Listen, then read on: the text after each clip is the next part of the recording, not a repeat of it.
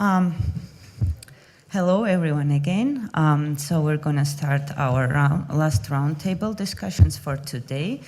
The topic is the, again, Tbilisi public transport reform, main focus, but we will also have Anton referencing his experience in Moscow, of the Moscow case. There is a slight change in the timetable. We don't have the keynote speaker anymore, but then we have more time for discussions. And the dinner will be half an hour earlier for the main participants of the symposium. We have two presentations. Georgi will make Babunashvili will make a presentation, and then Anton will make a presentation, and then we'll go to the questions to each participant and open up also the questions to you, as we did in days before. Georgi is a long-time transport enthusiast, as he calls himself. He is also working for CRRC, the organization that does a lot of surveys. And he will now present his point of view on this backlash that Tbilisi transport reform received from media and car users, most powerful people of the city, which we said middle and upper middle class, but that is not. And that is hard to say that it's only middle or upper middle class, and that is why we are here to discuss this as well. Okay, over to you, Georgi. Thanks, Elena. Hello, everyone. So, as Elena said, I'm Georgi. I work for CRRC as a policy analyst and also as an urban activist, enthusiast from NGO Urban Lab. Today I want to talk about social perceptions of the ongoing mobility reform. Many of you who've been attending the previous sessions have heard about this large-scale reform, and probably you have also seen these physical aspects of this reform in Tbilisi streets, like these bus lanes and like frequent crossings, etc. And as every major reform, of course, this reform had caused various reactions. The reactions was not always positive or always negative, of course, even though, as we see, there's a major acceptance to the reform, there's still a significant opposition to the reform. And I want to briefly overview the type of criticism that the reform gets. Just as an example, I want to show you some public narratives that I very briefly scrapped from the Facebook public web pages and a few public posts. It's not a full-scale research. It's just it's not comprehensive. It's not content analysis. It's just some random selection of narratives and very, very brief and very rough kind of classification of them. So again, I'm underlining this is not representative at all, but just I want to show a little side of the big picture. Of course, there are supporters of the reform, but mostly the support is quiet. So people who support the reform, they are not so loud, they're not so active in social media, and mostly we hear voices who oppose. And I kind of grouped them into two categories, this opposition. First is narratives that are like expressing attitudes of people who are skeptical to the reform in general, both its goals and its means. And another group of narratives is kind of, they are not opposing reform goals, but they are not totally accepting their means or various aspects. So let's start with the first group, who are skeptical to the reform in general. And so the italics are like comments from the Facebook web pages. Of course, there are many. I just brought one which I think illustrates the point. So first is the point that people will not shift to public transport anyway. So there are people who think that the sole goal of the reform is to make people shift to public transport, and sometimes they ignore that. Even though if people do not shift, there's still a significant amount of people who already are using public transport and they need a quality service. So there are kind of like oppositions that nobody switched to public transport. Actually, this is not true because statistics say that it's not so. People switched, but still. So some people say that why do we need this reform? Why do we need this investment in this bus infrastructure when nobody will shift? The people will still prefer individual vehicles. Another point of criticism is kind of no transportation reform will help the mobility problems in the city, because everything should start from the land usage reform. Like unless you stop building this dense residential areas, there is no sense in any kind of public transport reform. So another type of criticism is that buses won't help. You need to invest in tram or metro because buses cannot provide quality service.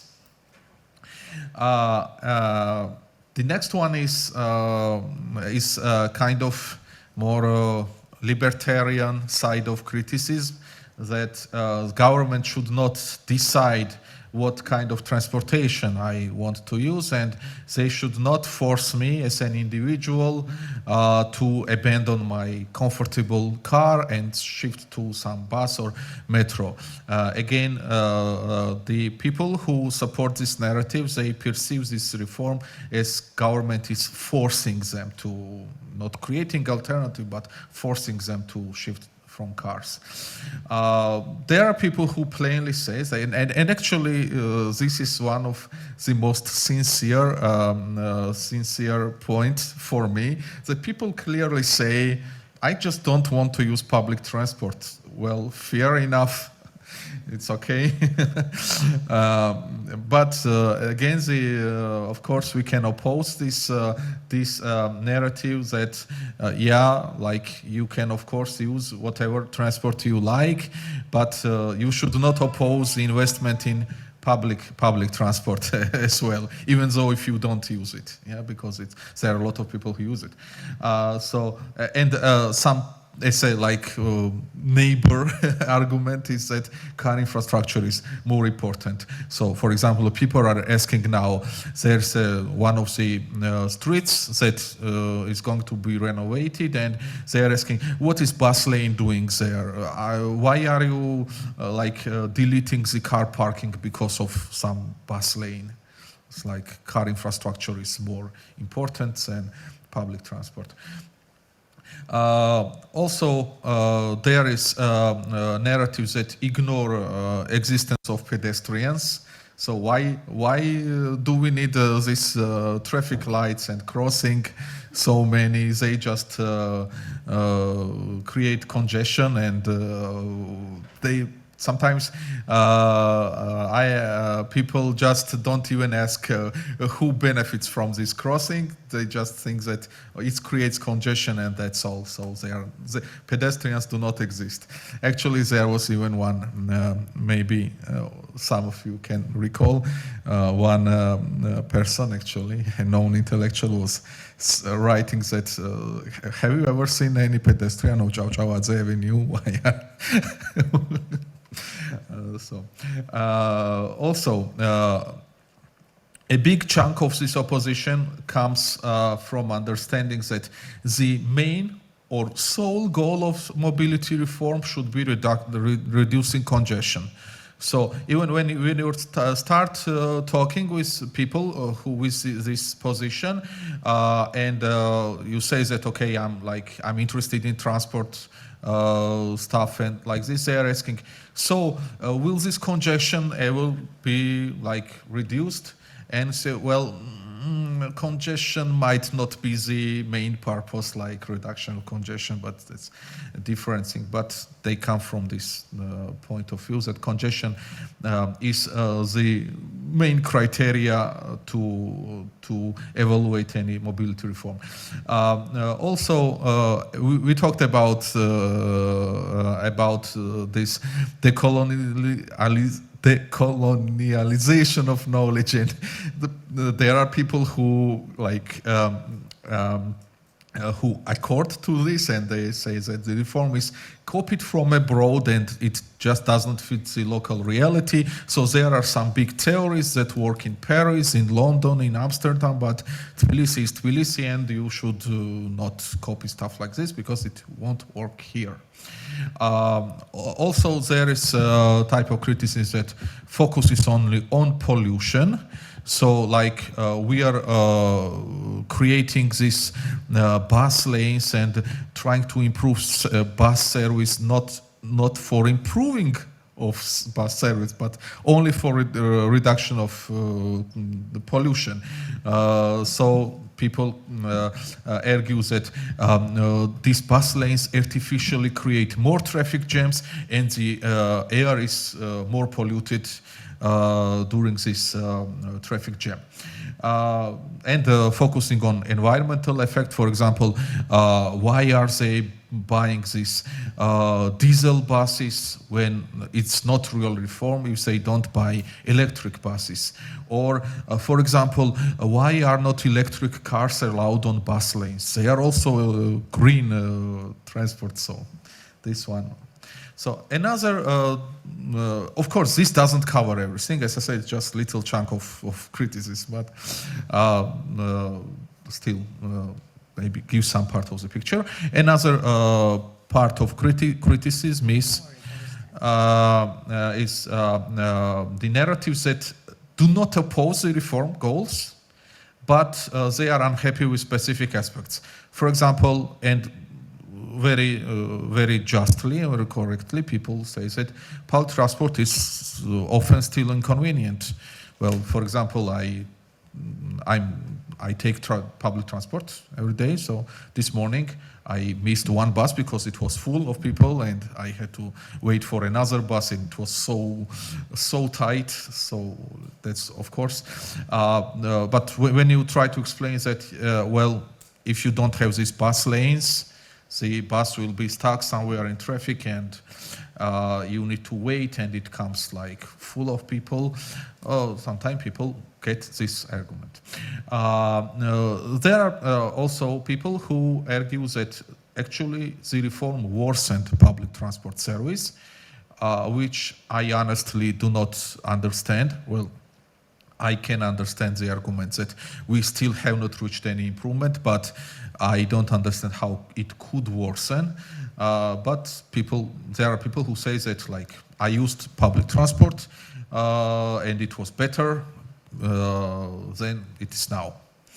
There are people who argue that the reform pace is too slow. I'm here as well. I would also like to reach this some kind of completion earlier rather than later. there are people who focus on like authorities using private cars, and they feel somehow feel some kind of injustice that authorities encourage us to take public transport, but why are not they using? Let's give us example, and then we will think about it. Also, there are people who want public transport to be developed without restricting any road space for cars, which is hardly ever possible in cities, and also a big criticism comes from state agencies, mostly like police and some security, government services using these bus lanes. They even have some new term, Škoda lane, because the police uses Škoda cars, and they are driving on these bus lanes, and there are these jokes that like these are Škoda lanes, and sometimes Toyota Land Cruiser lanes and stuff like this. Yeah. And I will not focus on positive attitudes, but of course they are. For example, people are all writing that, for example, I gave up my car and started using public transport, and there are people who understand that the reform is ongoing, and if it comes to its logical completion, both bicycle lanes and bus lanes will improve the quality of mobility in the city. But well, I didn't make any statistical analysis of these narratives, but at first glance, when you read these comments, positive comments are always minority. And it's explainable because when you are happy with something, you don't have much impulse to shout about it. But if you are angry, then you are actually more loud. So now I want to talk about a survey, actually. So we saw some narratives. And what do majority of people think? Do they support or oppose this reform? And I want to introduce results of this survey that we conducted in August 2021 with financial support by National Endowment for Democracy, this American foundation. It was a telephone survey representative of population of Tbilisi, and almost 3,000 respondents were interviewed. So it's pretty representative with small margin of error, slightly over 1%. And we had a few questions regarding transportation. This survey was multi-purpose. It was not solely on, so there are not a lot of questions, but still a few that might look interesting. So take in mind that it's 2 years ago, but still it might be interesting. So first is a modal split, and I here have two surveys. This first is the CRRC survey that I just introduced to you, and another is 2016 survey conducted by Sistra. The only thing that I just dropped here was walking, because methodologically Sistra was defining walking differently, and we were walking defined, so there was a big difference. But because of this difference of measurement, so I just didn't make comparison. But for other modes of transportation, so bus usage, so the modal split is here well, maybe this is not entirely precise, because Sistra was measuring please tell me about your trip last day. And we were measuring what type of transportation do you usually use in the city. So it's not identical, but might give some insight still.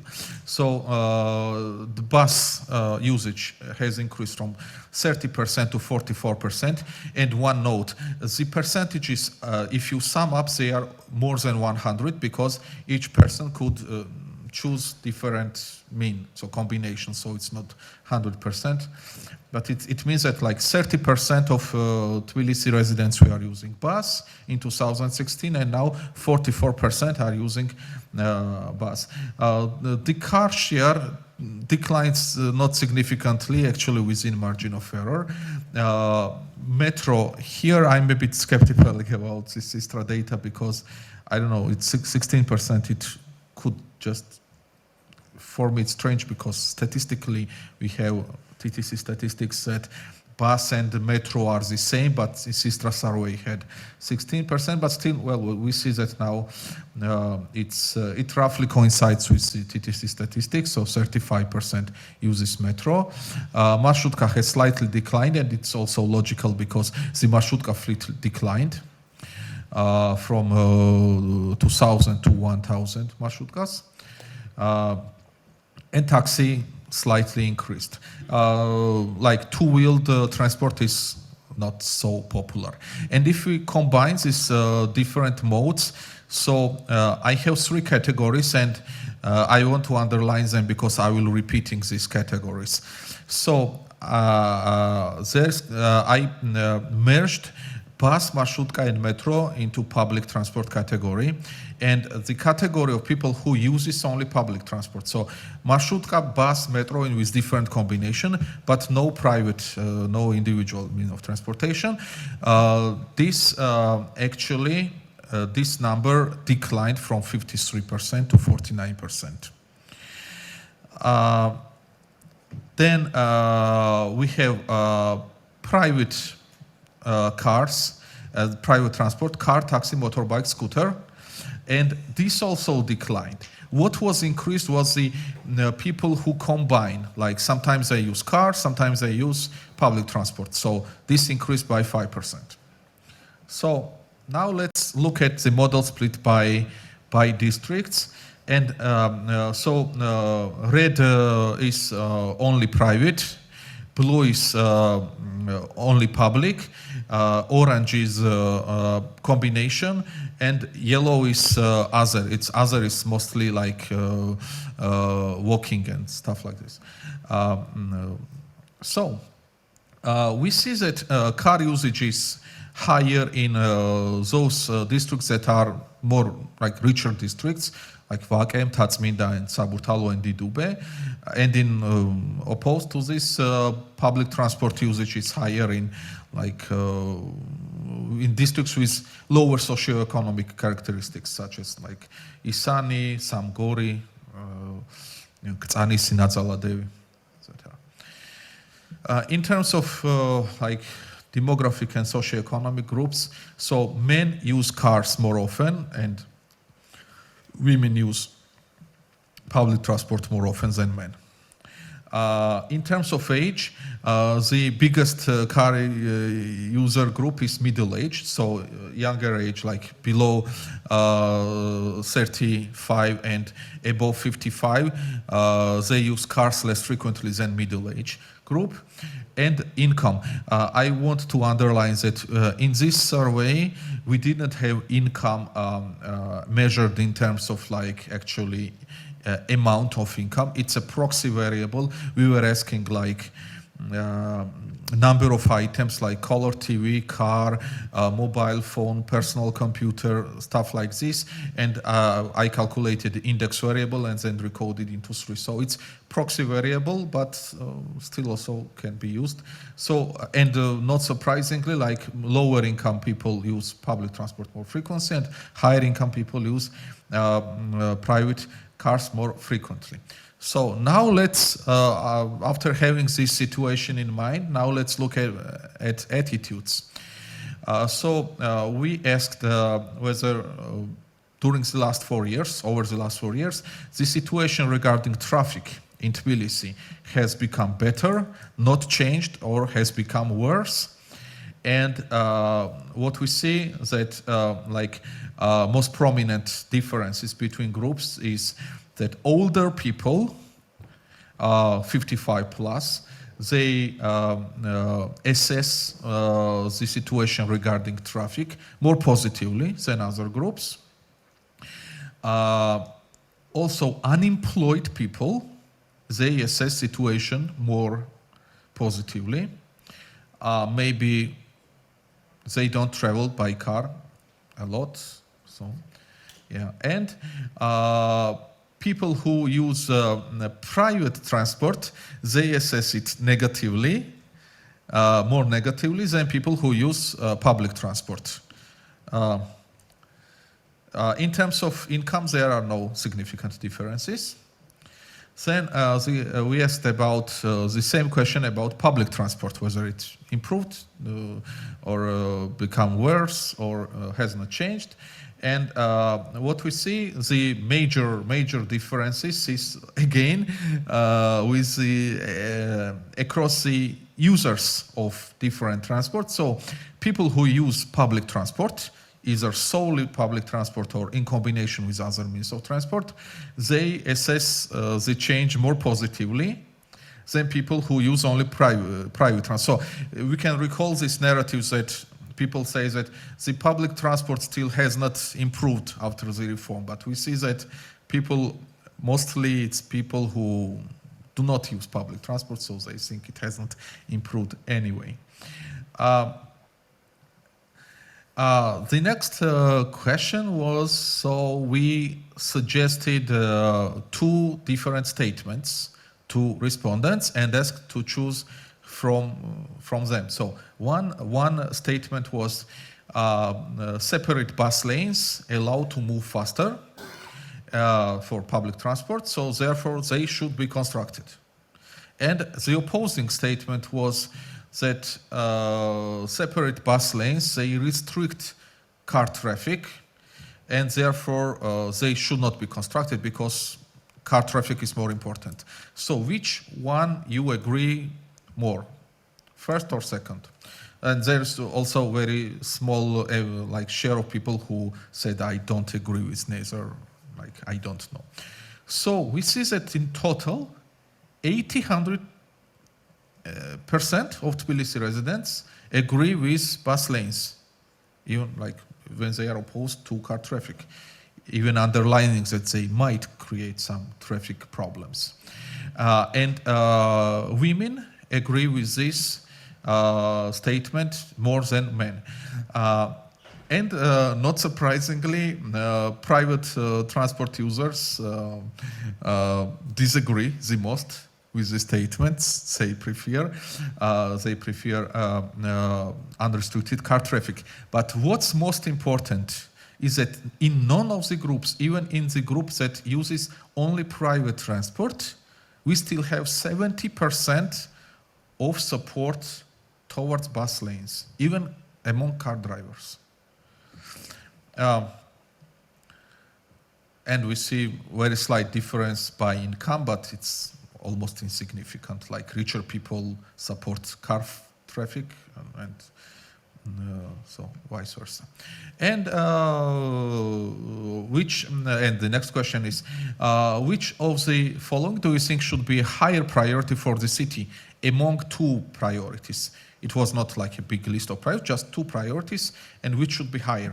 Improvement of public transport or building more roads and parking spaces? So public transport infrastructure versus private individual transport infrastructure.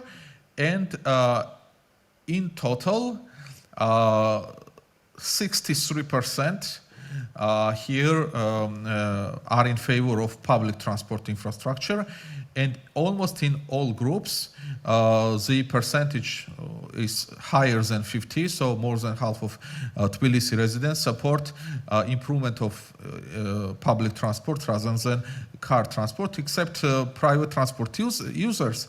But there are also 50% of private transport car users are in favor of investing mostly in improvement of public transport. Of course, you might have a question that in previous question you had 80% support for bus lanes, and here it declined to 60%. this 3%. I think it can be explained by possible fact that people do not always understand linkage between bus lanes and improvement of public transport. So maybe bus lanes is more clear visualization for them. That's why they support it more. But of course, it's open to argument discussions. But still, again, here it's also good news for public transport supporters. And finally, we asked respondents who use only private transport. This question was not asked to all respondents, but only to those who use only cars. And we asked under which condition would you shift from car to public transport. And here again, the respondent could select multiple answers, so they don't sum up to 100%. Well, not surprisingly, the first two most popular categories are improving of quality expressed in faster mobility. It will bring me faster to my destination, 80%. And public transport will be less crowded than now, 16%. Actually, I looked at these differences by income. There was no much differences, but there was differences in terms of price of fuel. So among car users, those with lower income, for them this point was more important than for the others. And 34% of car users say that they are not going to shift anyway to public transport. Yeah. And there is this 10% which combines the different answers, which each of the responses were too few, and I just summed up. For example, this was in COVID period, so if COVID related risks are reduced, if the transport is cleaner, if I lose my job, then I will shift to transport and stuff like this. Yeah, but still there's a significant share of people who, under certain conditions, are ready to shift to public transport. So that's what was mostly what I wanted to highlight. And you can see more data online at our data portal, caucasusbarometer.org. Please visit. And yeah. Thank you.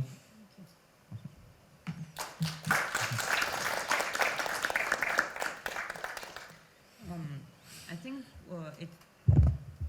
it's better that we follow up with Anton's presentation and then go to the questions part. Maybe direct questions, no? Phone? Ah.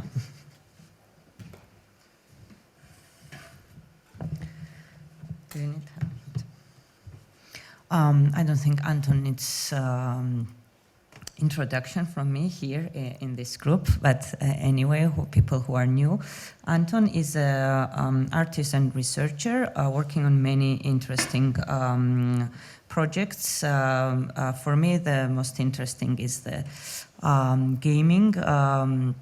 Introducing board games as the means of research in public transport, and people who are not here on first day, the workshop is tomorrow, very interesting, by Anton on this subject. So, okay.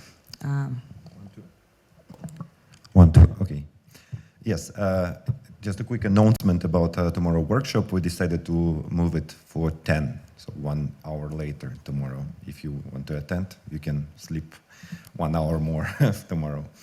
And it was actually really difficult to get here on time today because of I had to skip a couple of buses because they were completely full, and the driver showed me that no, and just passed the bus stop. Yes, sorry for this intervention with the topic of Moscow again, and I hope we will be able still to compare to two cases. I also must admit I was in Tbilisi about 10 years ago, and I witnessed one of the worst example of destruction of the public transport or car domination I ever seen in the post-Soviet cities. And I was really impressed that during these 9 years since my first visit of Tbilisi, actually a lot of things have improved in terms of these underground passages and bike lanes and of course bus lanes. So I'm happy that the city was improved. And now I want to show a few examples of artistic activism in Moscow that I was involved since 2010, and then how situation was processing. In this situation, I will tell a few, refer to a couple of few examples that Arkady was mentioned before, but from another perspective. So let's start with my presentation. So in 2010, I was involved in cycling activism, and I was part of the group that we organized the first bike map of Moscow, and we started to make DIY infrastructure for cycling. And it's something quite typical for post-Soviet cities, and we were learning from examples of Prague bike activists at that point, called Automat. And for example, in Tbilisi, when I was here 10 years ago, I also found people protesting against privatizing the Vaki Park and the critical masses, who were also fighting for improving bike infrastructure here. So also my question is, these bike activists and activists in general, do they kind of kick-started the changes in Tbilisi, or the main group who kind of were mostly vocal were experts or someone else? So this is the map of Moscow with the bike routes we proposed, and then based on this and our activism, many of these things were somehow tried to implemented in Moscow by the Moscow government. So for the first one of the first bike parades that Arkady was mentioned was organized actually by me, and as part of our DIY Daily Sum activist initiative, and then it turned into a much more massive campaign, and then at some point it was, as Arkady mentioned, was co-opted by the government. So on the one hand, Muscovites were really, let's say, disagree with the decision of the government at that point in 2010. And at the same time, these protests at Bolotnaye, they kickstarted the massive interest of people in public spaces. And I would say that at that point, the topics of public transport and improvement of public infrastructure was politicized. And it was also a way for creative class and young people to actually somehow influence the situation, in at least not on the federal level, but on the city level, through improving infrastructure and get involved in decision making. And that's what some of the researchers called hipster urbanism, because a lot of young people, young experts who were interested in urbanism, they started to organize different communities, organizations, media, as for example, The Village. And through this media, this new creative class started to really influence the decision-making on a city level. And the new mayor, at that point, new mayor of Moscow, Sobyanin, was actively taking and using these ideas. So one of the driving force of the changes and reforms in the beginning of the previous decade was organized and done by the young initiative groups. Here are different examples of articles from the early, so it's 2012, basically about the scandals related to decision making about tenders and money that were decided to spend for bike infrastructure, and through this some of the independent activists and experts turned into bureaucrats working in the Moscow government and started to implement some of the ideas that were discussed only within the independent researchers and activists. So it was not only addressing bicycles, but the bicycles were one of the main means of transportation for the young people at that point. But also it was addressing car domination. And for example, we've been doing this campaign showing that there's no space for cars anymore in Moscow, and showing how chaotic was parking at that point in 2010. We also made a DIY metro map addressing some of the fault decisions by the government, deciding to improve only metro, forgetting about certain neighborhoods of Moscow and not thinking about connecting metro with other means of transportation, and first of all with the railroads. And through this, actually, I believe that the MCK, MCD, the city or suburban railways started to be improved and connected with the metro. There's another example of how through skiing it was also possible to protest against the tram line closure. And that's the tram theater we organized in the tram that came back to us thanks to some of the initiatives we organized. And it's just another example of alternative transport on the north. It's just showing that not always bicycles are the best decision for the cities, and also responding to this decolonial criticism of some of the decisions brought from the West without critical kind of rethinking and adaptation for the local context. So this is the first kind of line I explained about the driving force of activists and people in this decision making, but it started in 2010, and I believe it was over by 2014. And after that, mostly the government co-opted and used these ideas to implement them and to specify the citizens who were protesting during the Bolotnaya Square protests.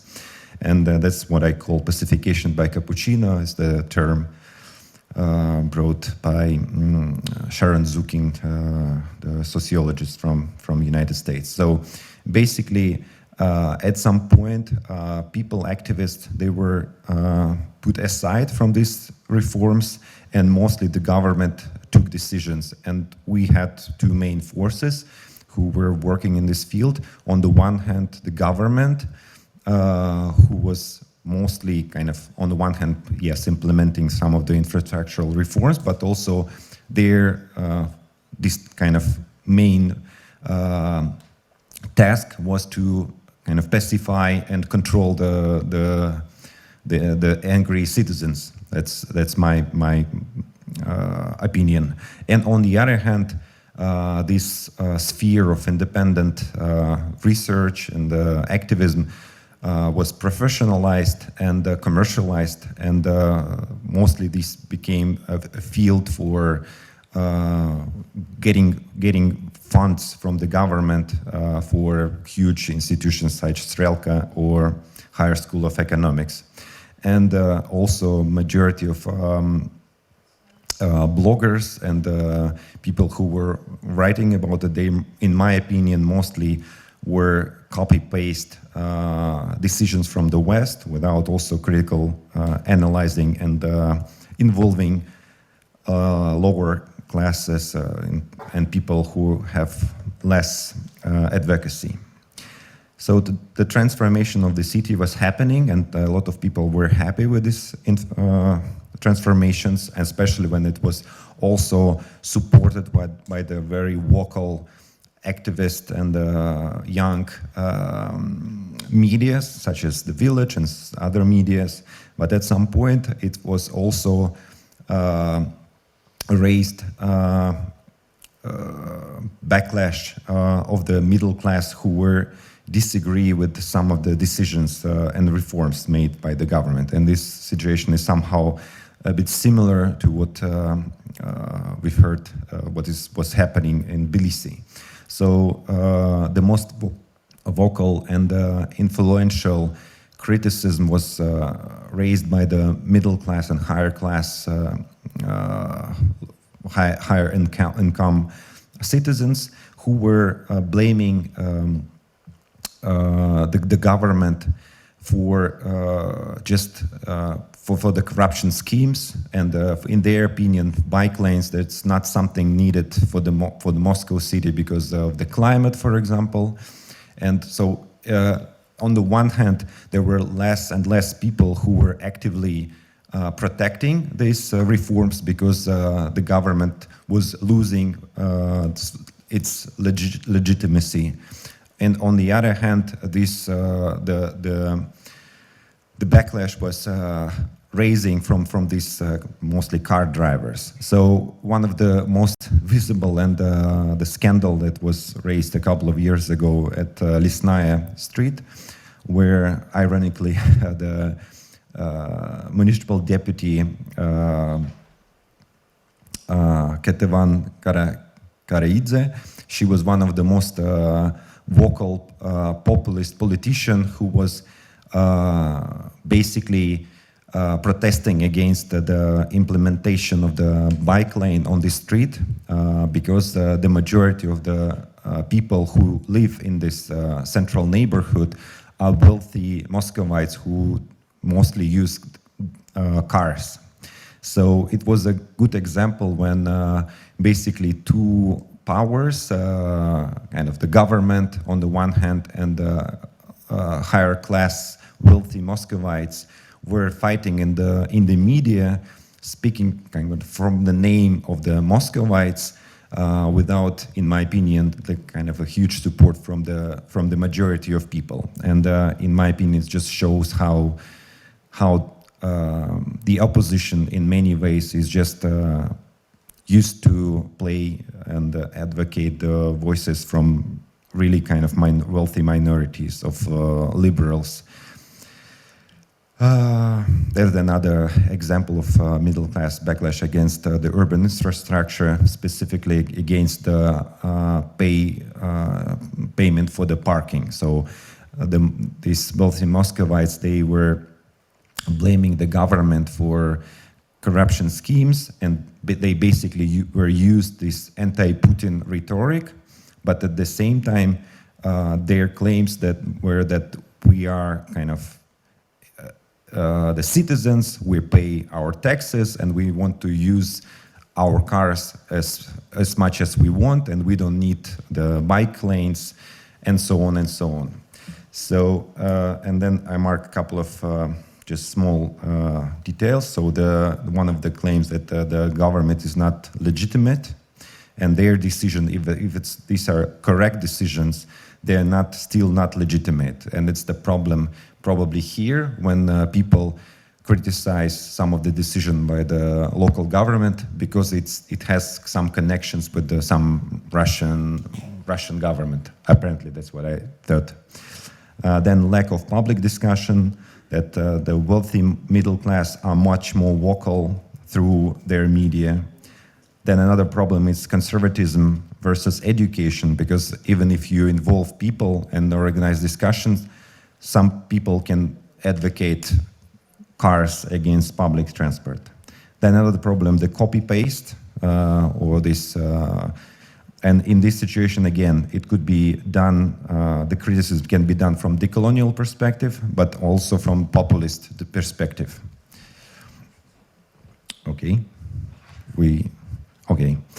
so because, and let me show an example of populist, because I see a lot of comments on social media that when people criticize bike lanes because they were mostly used by immigrant couriers, the delivery people who are mostly immigrants, and there are a lot of racist statements about it. And yes, so the main problem in my opinion is who is the driven force of this reforms and basically lack of advocacy and democracy in general.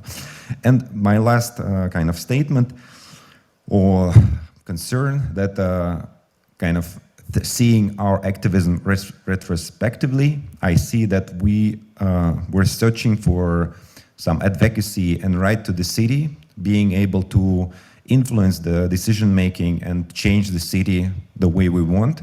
But as a reality, unfortunately, what we've done, we, in a way, legitimize the government, and we, instead of maybe fighting for bigger reforms, we were switching youth attention from what was going on maybe on a bigger level, bigger scale, and focusing on some minor, small changes. And that's what we have as a result. So the lanes for tanks instead of bicycles. Thank you.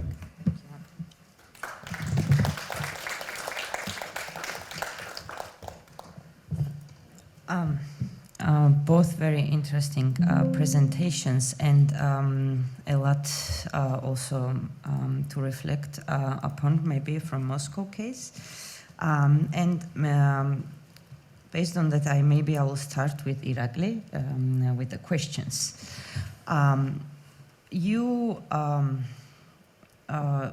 have two questions. One is apparently when Lela called you for the participation in this panel, you said that maybe you're not quite agreeing that it's a middle class backlash, and Georgi also showed a lot of interesting information that you can think that, yeah, most of the people are supporting of public transport. First of all, how do you think, who are these people who are opposing or supporting, and based on what positions is the position of, in wider context, is the position towards public transport reform also informed? And this also ties maybe to the next question to you and what Anton was saying. You as a person who is very critical of this government very fairly, and me and Lela also were saying on the first opening day, it becomes harder and harder to be supporter of something that this government is doing, even though maybe the reform itself is good. And as Anton said, now, there is always fear that you are taking focus from something that might be more important. So how do you think, you yourself, first of all, how you are positioning still as a supporter of this reform, as far as I know, and how do you deal with this duality of also not being the supporter of the government, and how do you think the wider society deals with this? Okay, thank you. Yeah, so my first reaction when having a pre-discussion about today's panel discussion was that, and that was also what I wanted to start with. I do not agree with this statement or definition. For me, it's not a middle-class backlash against public transport or reforms in this sphere. Why? Because I think everyone here and in most discussions which take place in our city, most of the participants in these discussions, whether it's social media discussion or professional discussion, what I have encountered, most of the people are middle class, represent middle class themselves, as if we follow the classical definition of middle class. My friends who support this reform are middle class. And I have also seen people who maybe again according to the classical definition of middle class, do not belong to the middle class but still oppose the reform. Because for me, what I see is it's mostly about, well, it's about several things. First, it's about car owners and people who use public transport. I have friends who are middle class, highly educated, etc., but do not own cars or don't even know how to drive a car, and they own a flat in Tbilisi and own a summer house nearby, and they use public transport to commute in the summer, and they are happy with bus lanes because, first of all, they don't spend time in the traffic. It's easy, it's fast, or maybe they don't own a car. And it's not only about the people we know or friends around us. As Georgi rightly mentioned, you do not hear the voice of those who are happy with, the reform contains many things. Let's focus first on bus lanes. So you don't hear people who support bus lanes and who are happy with bus lanes. Because protest, I don't know how is it in other countries or societies, but here we are used to the fact that people mostly talk or protest, whether it's on the street or in the social media, about things they disagree with, about things they don't like. People who like things, they don't go on the street or spend hours on social media saying, oh, I like this. Seldom. Or they are the minority. So that's why we hear the voice of those who dislike these reforms. And if you have, let's say, any contact with, let's say, working class, representatives of working class, and that may be a taxi driver who is very unhappy with bus lanes. He spends most of the day in his car.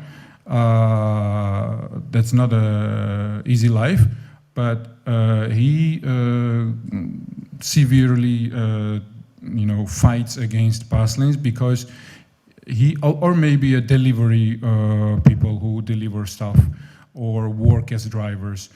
Because they see bus lane as a space taken from them. And in this case, it does not matter whether you are driving Audi or you are driving an outdated second-hand old car, which you need to drive to earn money for living. It's a significant change. The restructuring, redesigning of streets is a significant change in urban environment, which people don't take that easy. First of all, that has to do with behavioral change that we were all used for decades to a very traditional street design, sidewalk and car lanes, and now you have a bike lane and you have a bus lane. So that's a significant change in the perception of the urban street, and of course that doesn't come that easy. People have to adapt. That's one thing. Another thing is, I have to say, a very bad way of the municipal government to implement or realize this reform when it comes to the communication with citizens. There was, I don't know, to me there was, maybe I missed something, but to me it was close to zero communication with citizens and also with professionals who work in the sphere of different fields of urban planning. I myself live in Vake neighborhood, where near the Chavchavadze Avenue on a perpendicular street, and it was the first avenue which introduced bus lanes. And for 2 years, I had no idea what was going on. Yeah, we knew that the rehabilitation is going on, but I didn't know where will the bus lane, will it be on the edge, will it be in the middle? I didn't know what was going on, because even people who are involved in this didn't have information.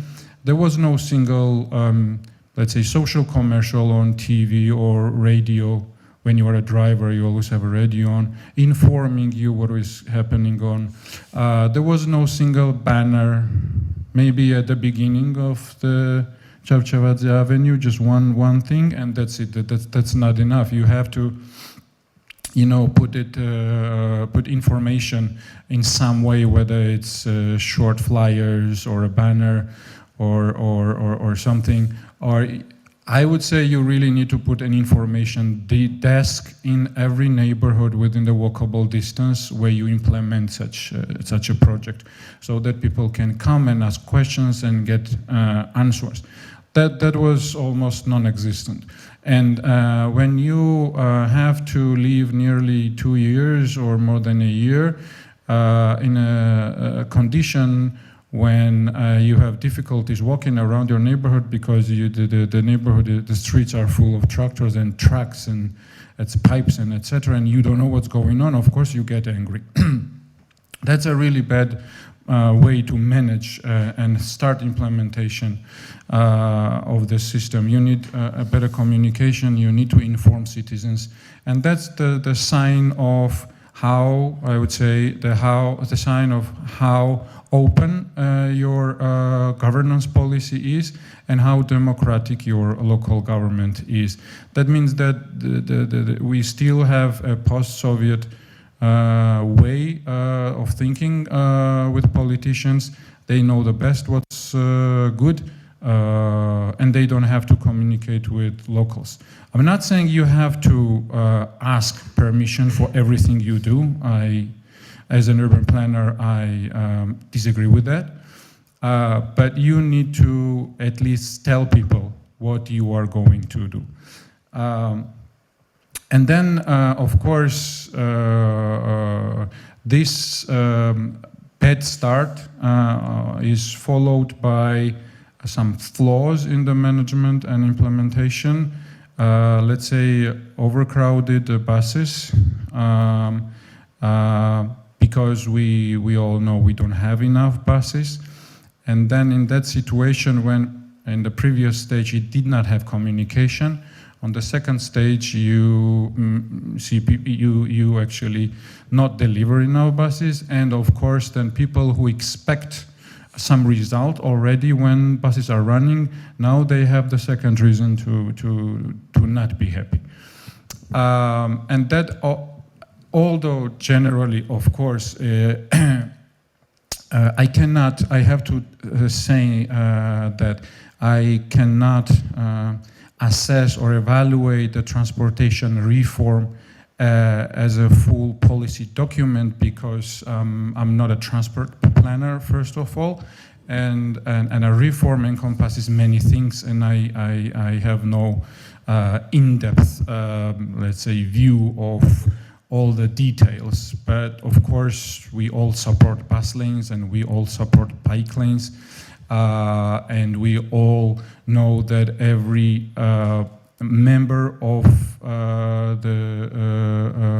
every type of mobility modes, whether it's pedestrian, biker, cyclist, public transport user, and cars, they need their share of street, and that has to be made clear, and that has to be communicated with the public. Also, another reason for distrust in big projects is the fact that everyone knows that in big infrastructural projects we have a serious degree of corruption. And then when you already have these moments which I talked about, people see such big projects as a way of politicians to engage in corruption and enrich themselves. When during implementation of these projects, whether what happened just 2 days ago on this construction of Rikoti Highway, 2 occasions where the huge masses of landslide destroyed construction works, and we had a tragic event of the fountain when a child died. We see a bad quality of works and implementation, and people. If you combine all of that, of course, people lose trust in quality, it means they do not believe that the government is doing something because of the people. They just don't have trust in that, and all of that, of course, affects negatively a very good reform and very needed reform, which we call public transport reform. And then the second question actually is very well tied to the first question. I don't know what is, because I'm not in the government, I'm not in the municipality, but everyone as a citizen has this question. What is the real goal? What was the real thought behind this reform for the government? And as I already said, they have several question marks, and then they have distrust, and they question the good intent of the government. So I have heard thoughts that maybe this is for money, maybe this is for some, maybe this is a political tool. Maybe they thought it will be very easy and they didn't pay enough attention to communication, proper implementation, etc., etc. Maybe they thought this will bring results very quickly in 1 or 2 years, and that will help them in re-election for the next term, etc., etc. And of course, in such a tense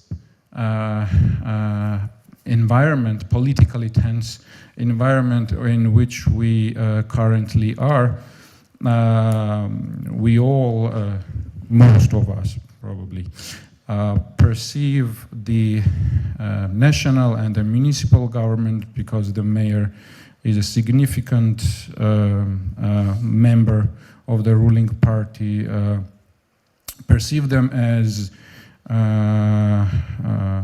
those politicians who silently or sometimes not even loudly side with a Kremlin regime and are trying to implement laws and policies which are similar to Putin's Russia.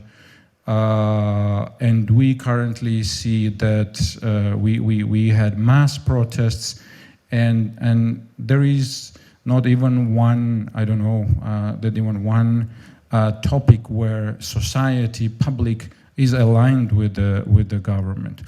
And then, of course, they say, why would I believe if I see like 100 things going bad and being really bad economically, socially, politically, culturally, in every aspect, bad for our country, why should I believe this public transport reform is good? And of course, then in such a tension, in such political tension, everyone sees the support of certain governmental reform as a support for the government. They see, they think if I like this reform or governmental initiative, that means I am endorsing the government, and I don't want to endorse the government because, oh, they are telling me this is the modern Western way how to tackle traffic congestion, this is the way Europe is doing it, but then on the other hand they want to adopt pro-Russian and anti-democratic laws in the parliament. So of course that puts the whole reform under danger.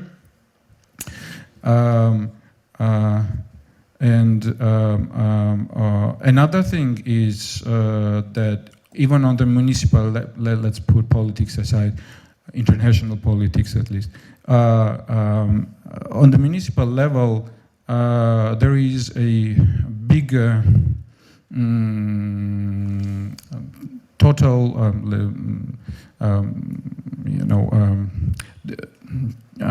change, not the change, but drastic difference between transportation policies and development policies. And if we want to ease traffic congestions and help the environment, etc., then the public transportation policies should be in line with the development and construction policies, but they are not. And we see huge constructions in the central part of the city, which quite do not ease the traffic flows and congestion, but support more traffic and result in overcrowded buses. And that can be seen even on Chavchavadze Avenue or in other parts of the city, where high-rise buildings pop up next to each other. That increases density, goes beyond the threshold of the acceptable population and construction density, and that attracts a lot of traffic, and that puts a lot of people literally puts a lot of people on a single bus stop, and they have to wait for 4 or 5 buses to be able to go on the bus. And of course, then you have voices which tell you this is not working. And when you analyze this, you really think what was the real thought behind all this in the city hall, because on one hand we see a positive reform, but on the other hand we see still this pro-developer policies, and then that of course undermines the future significance of the public transport reform. And if the city hall continues to move this way, and I don't think any hope that they are going to change, that's going on. That was the same with the previous government and the current government. That doesn't change, because the construction business and development business is very strong and very tightly connected to politicians and the municipal and the central budget. So if the development policy and construction management of the construction in the city stays the same, I fear that will not make the public transport reform work, and that will be really, really bad, because there can be a real backlash which will tell bus lanes don't work, and we have to go and switch back to the previous model, or you will have a populist or ignorant politicians who will tell you, I was saying this is not working, we need to build more highways and more flyovers and more infrastructure, etc., etc.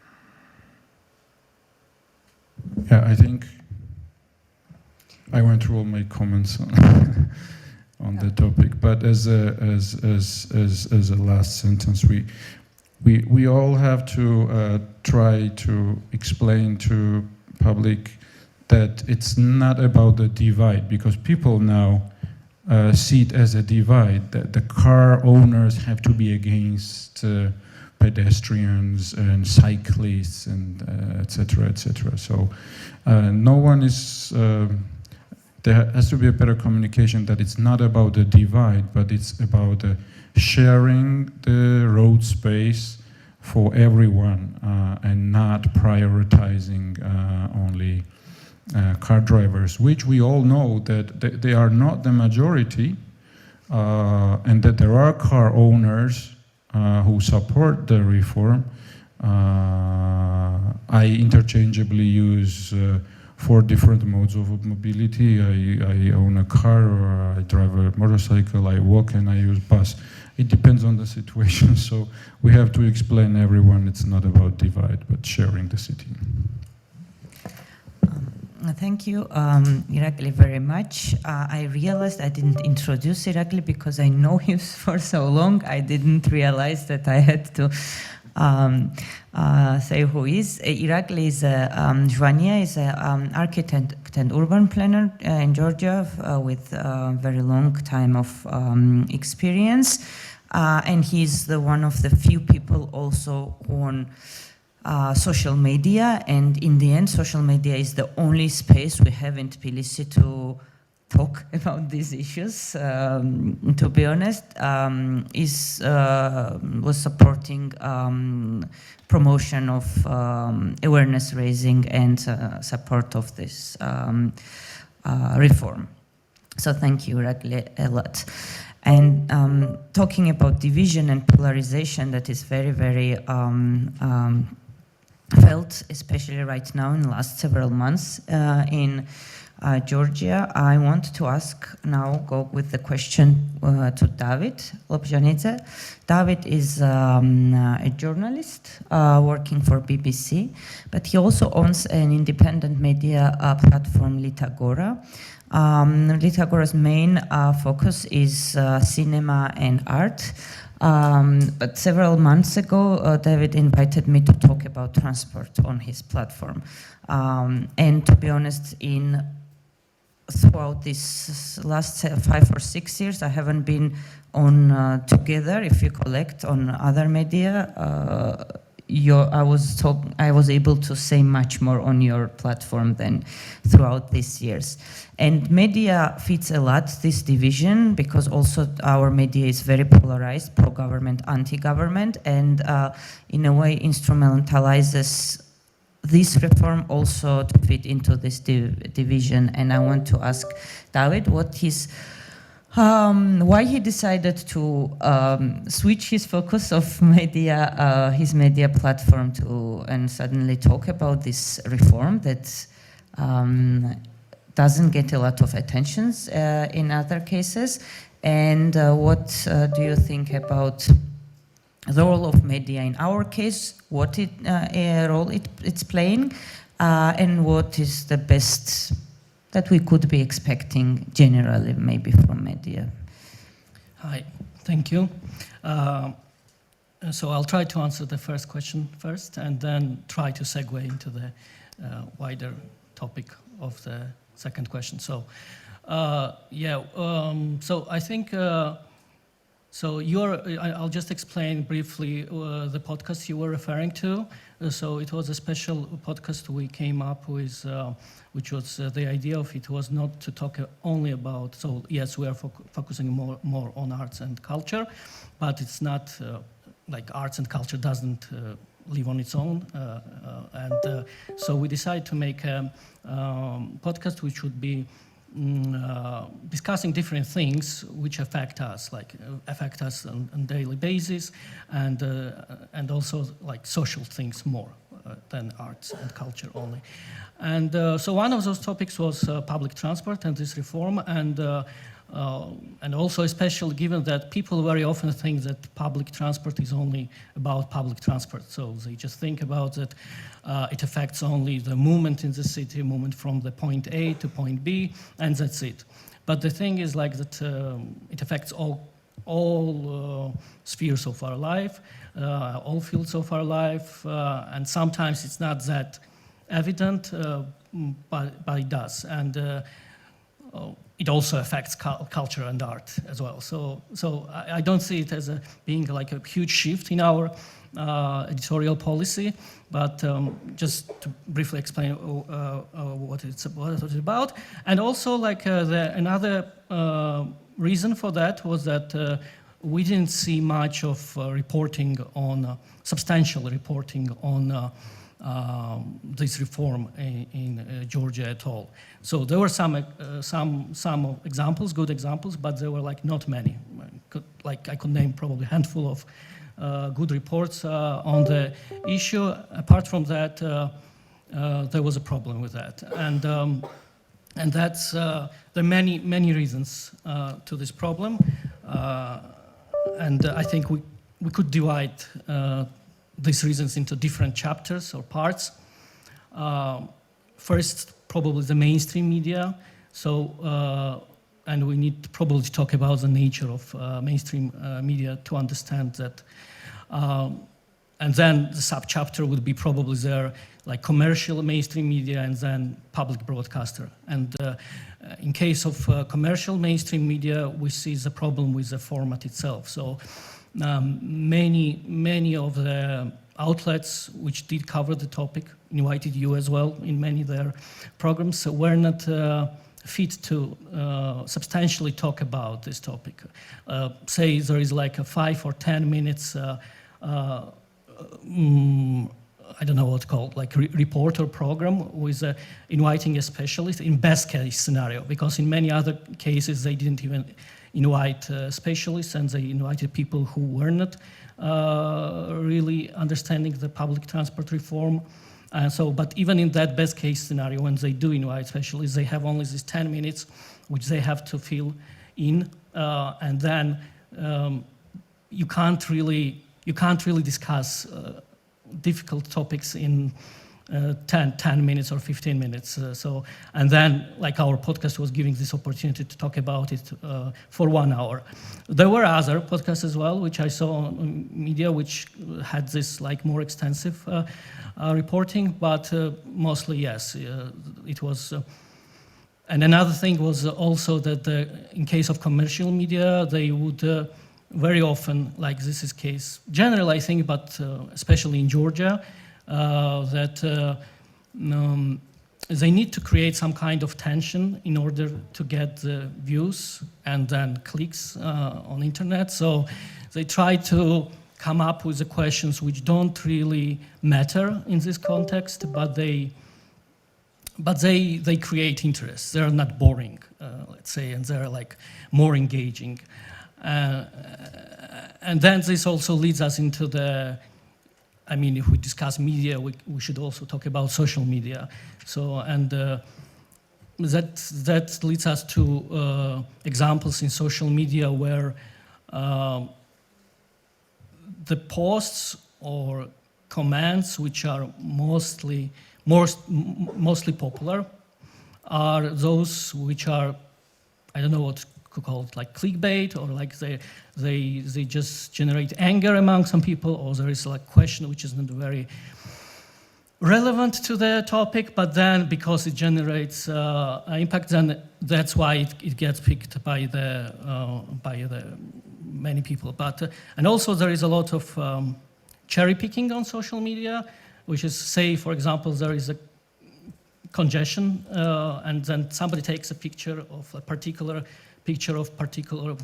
time of the day, like rush hour, and then says, you see like So this is a reality, which it is very often, but then it's just used as a form to create the whole picture, which is very often not relevant and false. And then if we speak about public broadcasters' role, so I think, so yeah, many people may say that it's not the role of the commercial media to talk about this kind of stuff, and we can't really force them to talk about that, and it's an open to argument, I think. But in case of public broadcaster, I think one of their roles is to inform and educate and give more substantial information about these kind of things. And unfortunately, from what I've seen, there are some reports, some coverage of it, but mostly what I found is mostly it's like news reports or on some new bus lane opening somewhere or something, some new stuff, but not really coverage which would go into depth and cover the reform fully. And as it was said by Irakli, I think there is also a huge problem of the municipality itself not providing the sufficient information, neither through, I don't know, going to the districts and doing it on the districts. I myself live in Isani, and so when Ketewande de Palio Avenue was finished, it's so there is a point where it goes to, and then it just abruptly stops, and it's I don't have any information about that. Are they going to continue this, or if they're going to continue this, when I'm going to be informed about that, because I have no information whatsoever. But also, apart from going to the districts, their communication with the media itself doesn't seem very productive, and we just don't see much of that in media. Also, when talking about media, probably it's worth mentioning the way it is reported sometimes, the language used during these reports. For example, there were several cases of car crashing into bus. I think that would be the right way to say it, because very often it was car which was crossing the bus lane, but the reports would say that the car and the bus crashed, which for the most of the people who are reading is that's they're equally to blame there. So, and they don't know what happened. In most of the cases, it's that the bus was going its way and just the car went the other way. People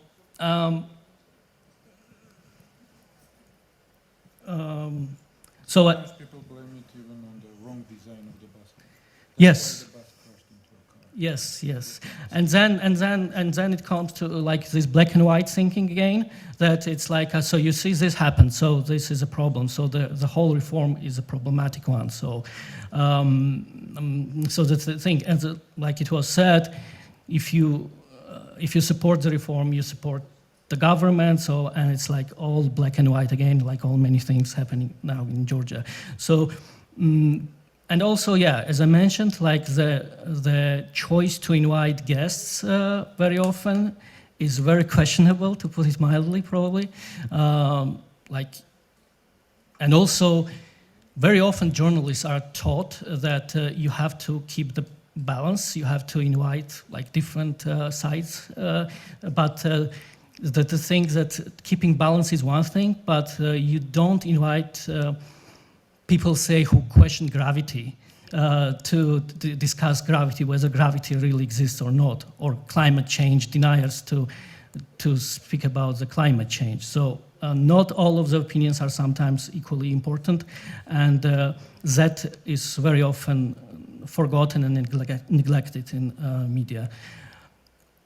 Another thing probably worth mentioning is that from my observation, when I look at, say, even in the cases when you were invited, a couple of programs, the questions they are asking is not it's not, they're asking it from their point of view. So here is where I kind of agree and disagree with the middle class thing, which was mentioned here. So I agree partly that it's not middle class, but also agree if we put media, probably it's somewhere in the middle class. So some of them really oppose this reform, and then they ask questions from their point of view, not the public point of view, but rather their point of view.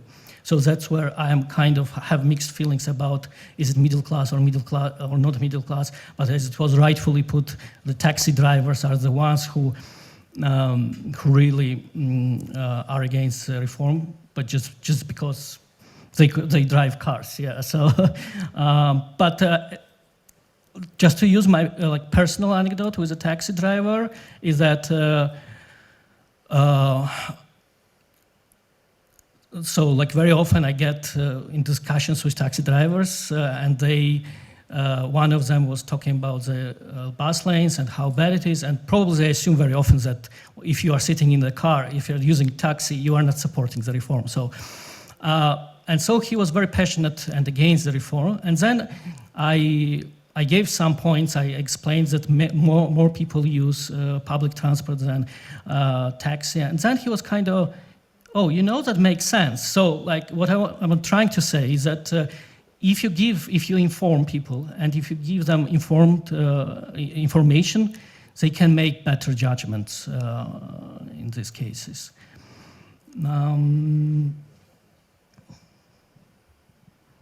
Yes, and maybe I'd like to add about the supporters, like it was mentioned by Georgi in the beginning. So I think that also comes down to the information. So there are many people who kind of feel that they support this, but they can't really, because they're not specialists, they just feel it, that it's a positive thing, but they don't understand maybe how to argue about that.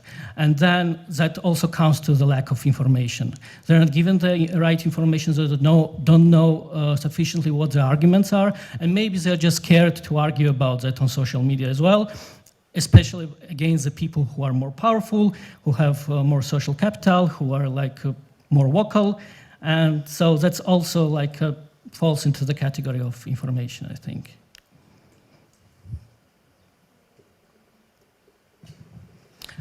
Yeah, I think that's it. Thank you. Thank you, David, to you too. I had I thought that we had much more time, but the time went by very fast. So I'm not going to ask Anton and Georgi questions myself, and maybe open up the questions to the audience. My question will be addressed to the first reporter, Georgi. First of all, you've done really helpful research, and I'm not underestimating it in any way, but I'm still wondering. Don't you? I am, as a person who used to work with data about city mods movement. Don't you think that even in public transit research, we need to add more options in our surveys than just public transit or cars? Yes, there were an option like none of this, but if a person agreed to participate in the survey, he unlikely wants to click on none of this option in each question. So don't you think that the options like walking, cycling, taxis, and so on worth adding? And after we collect those information, we can just exclude them, but let people express themselves and then exclude the options. And thus we would get more clearer data about modes of movement. Thank you. Thank you for your question. As I mentioned, this survey was a multi-purpose survey. It was not actually focused on transportation issues. It was on different issues. It was mostly on political issues, but we had a chance to add a couple of questions, and actually it was like my initiative to ask about transport. So we didn't have opportunity to add a lot of questions and go into depth, and I tried to highlight the most eminent conflict between these two alternatives. Like bus lane was like and this still is a real big issue of discussion, and the car traffic. But if I understand correctly, you also question whether this survey included all type of like transportation users, right? Yeah, it included all kind of users, including like car users, cycling users, which was like 1% of population, Tbilisi population, and we asked this question to everyone. It was just not a practical choice only, but also like kind of like ideological or like value-based choice. So if you had to choose between the two opposing alternatives, which would you choose? I absolutely agree that there are not only two alternatives, there are a lot of alternatives, but because these two issues like bus lanes and car traffic were the most opposed and most discussed topics, that's why I want to give them like a black and white kind of choice, if it answers your question. I think we don't have time to reflect. We can reflect after. Okay, yeah, sure, with pleasure. Thank you.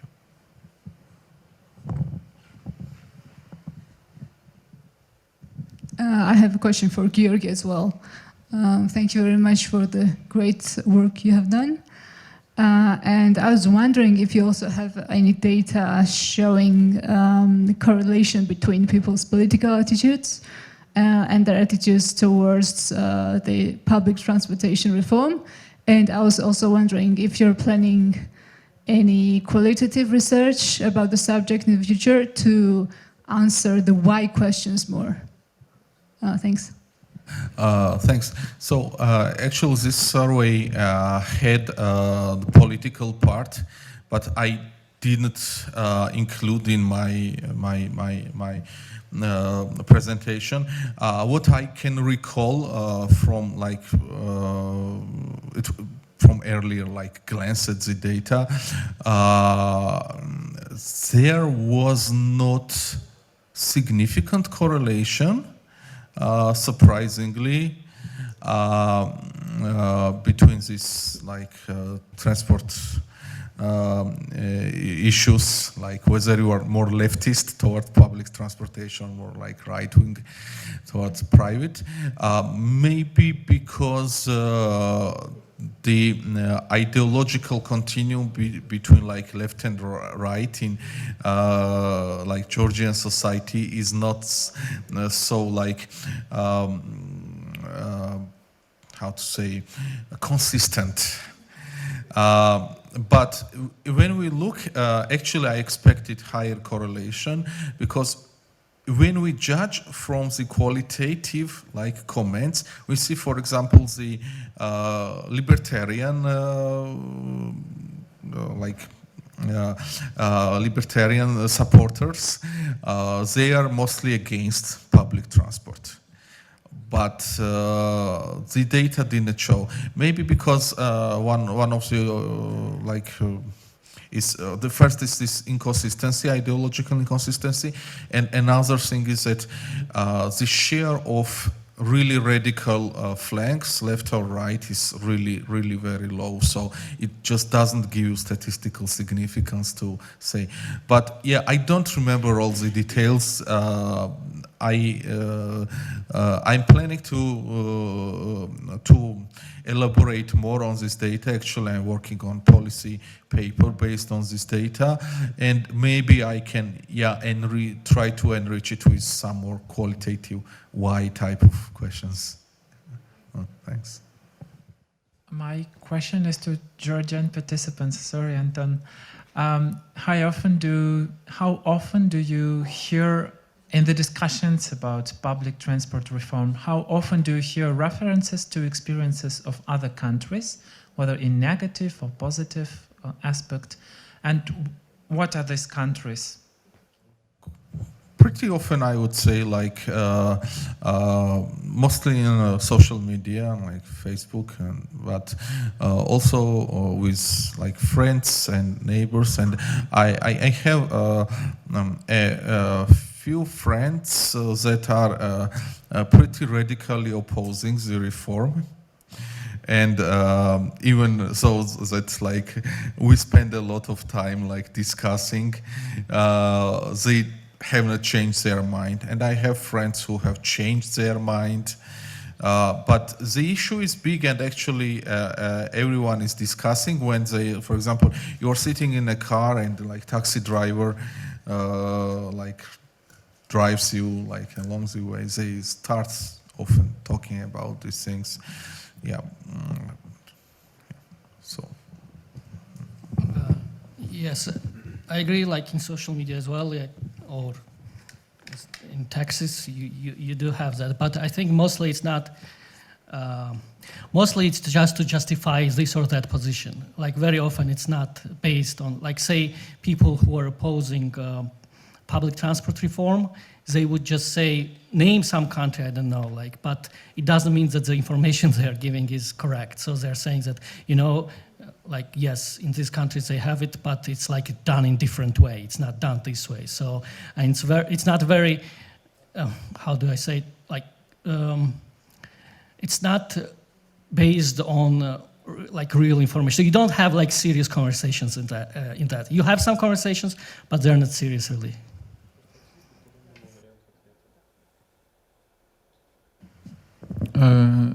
As we already said, you mostly hear negative voices about the reform. So that's why I cannot, maybe yes, but I cannot recall a case when a supporter said that this is how it's done in that country or in this city. Mostly you hear, again, those who dislike the reform, and they would use any random photograph from some foreign city, with a street in some city which does not have a bus lane, and they say, look, they don't have bus lanes. Yeah, that has happened too. I recently, just 2 days ago, had this Facebook comment that there was a Facebook post criticizing the bike lane this time. And one of the commenters said, we are not Amsterdam or Copenhagen. Our city has a lot of hills, but you cannot bike in Tbilisi, which is absurd. Because yes, you look around, you have mountains everywhere, but most of the part is bikeable. And we have whole districts and kilometer-long avenues which are absolutely flat. And Georgi is here. He made a very good research of Tbilisi, and on that beautiful map you can see areas which are bikeable and which are not bikeable. And the part of the city which is on the slopes of the hills occupies much less area than parts which are more or less flat, or at least freely bikeable. And also people forget that we are in the era of electric bikes, and you can basically bike everywhere. But again, this is, as I already said, a mental thing, because it's very difficult for a lot of people to change the perception of an urban street. And as I also said, we are used to take every dramatic change coming from the top government as negative without public participation.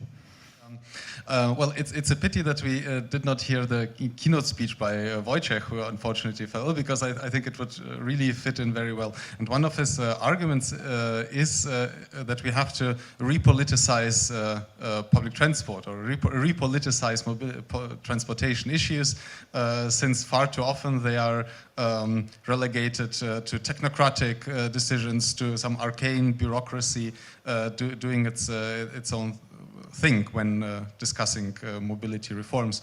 And at the same time, Irakli, you very convincingly said, how can we protect public transport reforms in Tbilisi that are government-led, and we just don't want the government decisions on all other terms.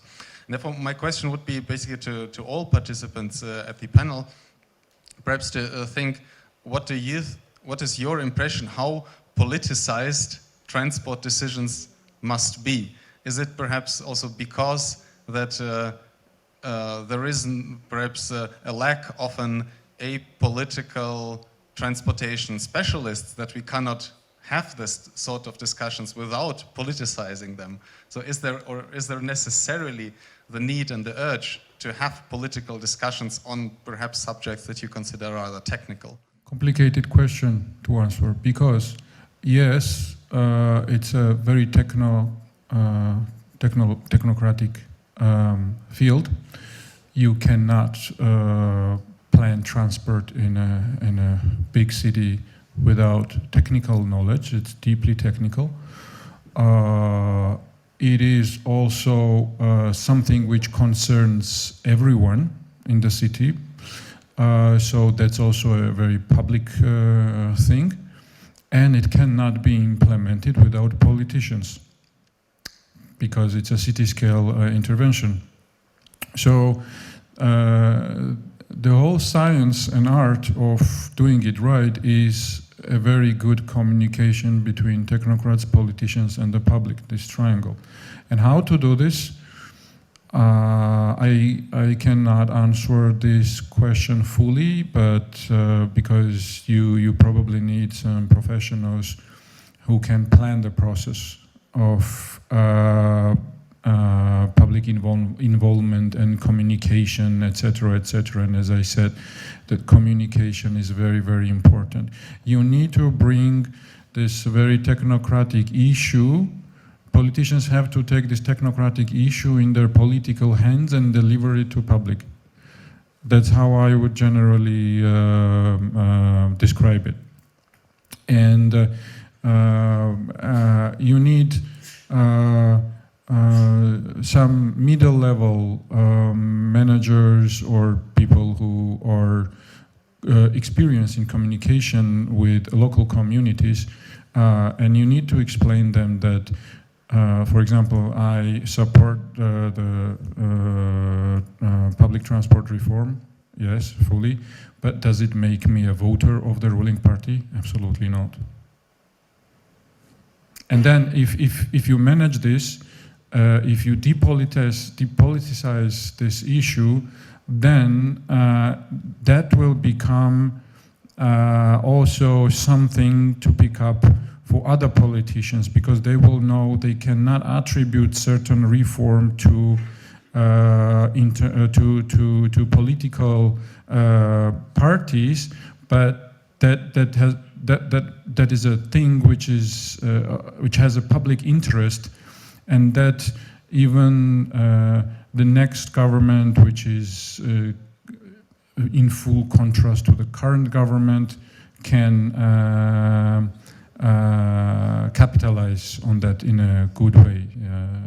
So the point should be the communicating to people that this is not for politicians or technocrats, but it's done for the public. But as I said, that's the problem, because politicians use the technocratic issues for their own things, probably, and the communication is bad. Can I add this? It's something from the media point of view. Of course. It's just it also comes to the importance of public broadcaster in this case as well, because unfortunately in Georgia, media is like very polarized. So it's affiliated to this or this politician or a political group. So that's why in that kind of media, apart from public broadcaster, it's really, to be honest, impossible to see how they're not going to try to politicize it and use it as a means. In some cases, to like pro-governmental media would just praise the reforms and just say that it's good in any way, and then opposition media will just try to find any kind of excuse to criticize the government. Well, actually, Irakli and Dato mentioned everything that I want to say. But I will just one very tiny example of how politicized can a transportation reform can be in Georgia and how like it can be associated with parties. So when this transport reform began, one of its components was renovation of fleet, and there was the color of the fleet was like demonstratively changed. Like it was highlighted that the previous buses were yellow buses that were associated with previous government, even though that like most cities they don't change the color of the like public transport. Even the change of color was like demonstration of like opposing the previous government. So they had yellow buses and now we have blue and green. So it can be pretty politicized in Georgia. Since I have a microphone, can I add a very short question? May I? I have a question to all participants, including moderator. And I want to raise a question about specific attachment to a car in general. You showed in your presentation very clearly that there is a very small share of people who do not use private cars, but they voted for unrestricted car use. And it's not very well elaborated issue in social science, for instance, but Irakli also highlighted this division between, not the division, opposition between division and sharing. And you also mentioned that there is lack of expertise in local media and people just trying to click, like, I don't know, angry stuff and all the rest of it. And in that way, car dependence is not only the infrastructural issue, it is also a cultural thing, let's say.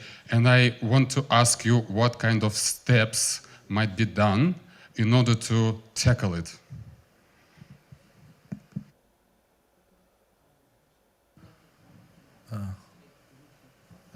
I can, well, I think people are pretty rationalistic. So if you, I absolutely agree that it's, the cultural component is also there. But if you offer people good alternative to car, there might be some hardcore car users that will never give up. But most of people, they just want to travel safely, fastly. They want to know what time they use, so it's predictable. Don't worry about parking, fuel, etc., etc. So, and I had who did? I think Georgi Gangia did this great research. I think he's working on it. He showed that after introducing the reform, share of public transport usage has increased. So you offered people better service, even though the reform is not completed, but still there is some improvement on certain streets, and some people already shifted. Actually, I am a person who shifted from car to public transport, but before, way before the reform started, because the parking problem was there, and so people make pretty rational decisions, and your goal is not to shift 100% of people. It's just you offer alternative, and that's. Yes, I would agree with Georgi. I mean, the reform itself should be finished eventually, and I think that's the best way to make people move from cars to. I think it's a system. Like if you have a system and you have means where people act accordingly, that's when it works actually, because otherwise like all these cultural things are just they're coming from the system. So like me personally, for example, a couple of years ago, I bought a car myself, but it was a forced decision. It wasn't something I really wanted. I didn't want to, but that because of the bad system here, like the bad transport system, you are just forced to own the car, even if you don't want it. So like that's also the case, and that's why probably it was mentioned here that many people who actually drive and have cars, they are also for the improving public transport and shifting to the public transport. So yeah, I think generally it's the reform itself should be just successful, and that's how it will change things. Yeah, I would say, first of all, the reform should be done in a right way, in an efficient way, by credible politicians, by politicians who have trust in people and in the ways that makes public support the reform. And then the change will come with time. Unfortunately, we don't learn on the mistakes of others. We have to make those mistakes. It's not only in the public transportation, but in many other things. We have to make our own mistakes in order to understand something. And probably regarding the transportation issues, we are somewhere in the 70s of Europe. And we have to I think we had to come to this point when the traffic congestion is awful. We have to come to this point where we have to debate about the need of bus lanes, etc., etc. And then I think if we go through all these phases, then there will be a point when this discussion today will seem somewhere far away, and most of the people will laugh at how important it was and how basic actually it is. And there is also one thing that cultural, you said about the culture. So a cultural thing is that in the Soviet time we had lack of cars, and then we had a freedom. Then everybody was able, not everybody, but a lot of people were able to have a car, and now someone is telling you to abandon it, and you don't want to abandon something you really strived for, and you had a lack of something, and then you suddenly have it, and you want to grab onto it, and then now people tell you have to let it go. But that has to come with time and efficiency, and realizing then that the bus lane is maybe efficient, and maybe I drive a car if I need to go somewhere far away, or I need to carry a lot of stuff and cargo, or maybe I need to go to travel to somewhere, etc., etc. Okay, can I also say something? Just some conclusion from my side. Sorry again for intervening the topic of reforms in Tbilisi. So maybe responding to Vladimir's question about politicization. For me, the main question is the role of activists, because when nothing is happening, it's somewhat easy to make activism, promoting, bike infrastructure when there's no bike infrastructure, but when it's already taken by the government, it's somewhat difficult to take the position. Are you on the side of the government who's not legitimate, but still doing something good physically, from your opinion, or not? That's one of the problems. And I see that maybe one of the most productive perspective is also the topic of the conference, the colonial approach, because in my opinion, there are two main powers who are kind of making decisions. One is more kind of pro-West, copy-paste, and in a way colonial kind of approach, just learning from the West, saying that we are somewhere like far away in the past, and we need just to follow this already working decisions that were developed in the West. Or another kind of opposing perspective is somewhat kind of relied on our own way, which is obviously was co-opted by some populist conservative powers, and that's the logic what is being used also by the officials in Russia, saying we are doing something opposite. We are not learning from the West, but we know where it's coming. So in this situation is, or from my kind of position of the leftist and anarchist, is what kind of knowledge can we produce about public transport and infrastructure that can be learned from the local context, but also not falling into just copy-pasting or completely ignoring the Western knowledge. So it's a long process, and I don't have like an easy response or kind of solutions for this, but I think it's an interesting topic for further discussion. Thank you.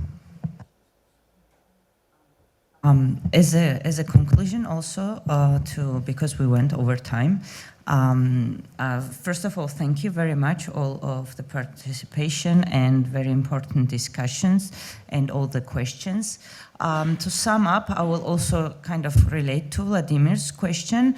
I do believe that transport is 50% technical and also 50% political, because it's about opportunities of life for different groups of people, and who we do prioritize and why, etc. But the problem is that the politics in Georgia, or in countries like Georgia, probably is itself, like party politics, is totally neglecting these real political questions, and they are, it's populistic, it's clanist. How do you say? Yes, and utilizing these questions in problems of policies of public transport in a more party politics, so for their own uses of party politics, and not in terms of bigger politics. So hopefully with some reforms, these questions come back to public discussions, like politics of development and etc. What is fair and what is not. And yeah, now we can go and eat and discuss all these things maybe in depth, and people who couldn't ask questions, we can continue